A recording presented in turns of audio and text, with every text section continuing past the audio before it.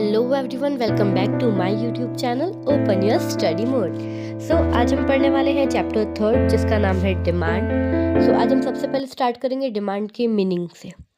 Demand होती क्या है?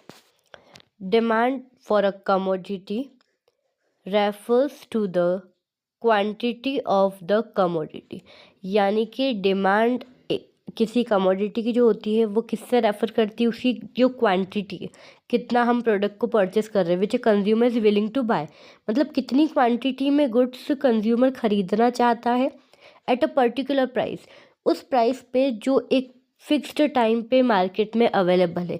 यानी कि डिमांड वो होती है जब कोई भी कंज्यूमर यानी कि ग्राहक कोई सामान खरीदना चाहता है उसी प्राइस पे जो मार्केट में गिवन है, जो मार्केट में मिल रही है, और उसी क्वांटिटी में।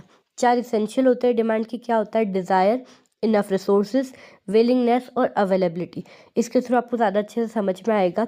डिज़ायर क्या होता है? डिज़ायर अगर हम हिंदी में बात करें, इच्छा। अगर कंज्यूमर की इच्छा नहीं है किसी भी गुड्स को या सामान को खरीदने की, तो दैट मीन्स वो डिमांड नहीं है। डिमांड अगर आप करते हो किस चीज़ की, मतलब आपकी वो इच्छा है उस प्रोडक्ट को परचेस करने की और ख़रीदने की, तो acquiring a particular commodity. Enough resources, अब रिसोर्सेज का होना भी बहुत ज़्यादा ज़रूरी है to buy the desire product या कमोडिटी। किसी भी जो कमोडिटी या गुड्स जो आप खरीदना चाहते हो उसके लिए आपके पास इनफ रिसोर्सेज होने चाहिए, आपके पास उतनी मनी होनी चाहिए जिसको आप स्पेंड करके ले सको। विलिंगनेस, थर्ड चीज़, टू स्पेंड द रिसोर्सेज। अब आपके पास रिसोर्सेज हैं, सेकंड इनफ रिसोर्स यानी कि पैसा है, लेकिन आपके पास विलिंगनेस, आपकी इच्छा नहीं है उसे खर्च करने की, तो आपकी वो डिमांड नहीं होगी। नेक्स्ट है अवेलेबिलिटी। अवेलेबिलिटी मतलब वो प्रोडक्ट मार्केट में अवेलेबल भी होना चाहिए, यानी कि एक तो आपकी इच्छा होनी चाहिए उस कमोडिटी को खरीदने की, सेकंड चीज़ आपके पास रिसोर्सेज यानी मनी होनी चाहिए, बिना मनी के आप उसको ख़रीद नहीं सकते।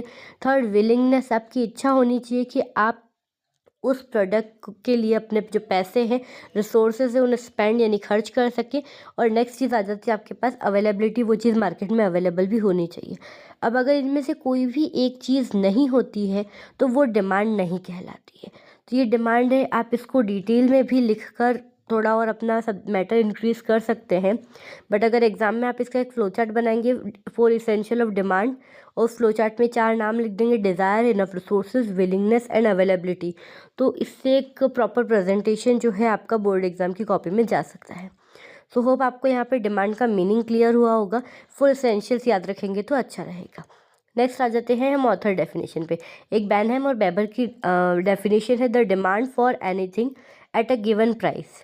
किसी भी प्रोडक्ट की जो डिमांड है एट अ गिवन प्राइस, जिस प्राइस पे वो मार्केट में है, is the amount of it, वो उसका अमाउंट होता है, जो प्राइस है वो उसका अमाउंट है, will be broad per unit of time and place. और गुड्स काय पे खरीदा जाता है? पर यूनिट हम खरीदते हैं टाइम और प्लेस के अकॉर्डिंग, हमें उसकी ज़रूरत होती है तो हम उसे खरीदते हैं। नेक्स्ट बेवर की by demand we mean the various quantities of a given commodity. Demand से हमारा मतलब है जो कमोडिटी की जो वेरियस क्वांटिटीज़, अलग अलग क्वांटिटी में जो वो अवेलेबल होती है कमोडिटी और सर्विसेज, जिसको कंज्यूमर परचेस करने के लिए रेडी होता है एक ही मार्केट में। ठीक है, नेक्स्ट आ जाते हैं टाइप्स ऑफ डिमांड। डिमांड होती कितने टाइप की है? तो ये चैप्टर ओवरऑल बहुत बड़ा है। डिमांड बेसिकली 2 टाइप्स की होती है, इंडिविजुअल एंड मार्केट डिमांड। ये वीडियो बहुत लंबी हो जाएगी अगर मैं इन दोनों के बारे में डिस्क्राइब करूँगी तो।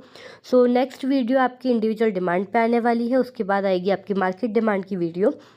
सो इंडिविजुअल डिमांड को अगर मैं शॉर्ट में बताऊं तो 1 पर्सन, अगर कोई एक भी पर्सन की डिमांड है, एक सिंगल पर्सन की जब हम बात कर रहे हैं, दैट इज़ इंडिविजुअल डिमांड। और मार्केट डिमांड वो होती है जब सभी कंज्यूमर की डिमांड को मर्ज कर दिया जाए, यानी ओवरऑल डिमांड कितनी है पूरे मार्केट में, इस टाइम पे डिमांड कितनी है।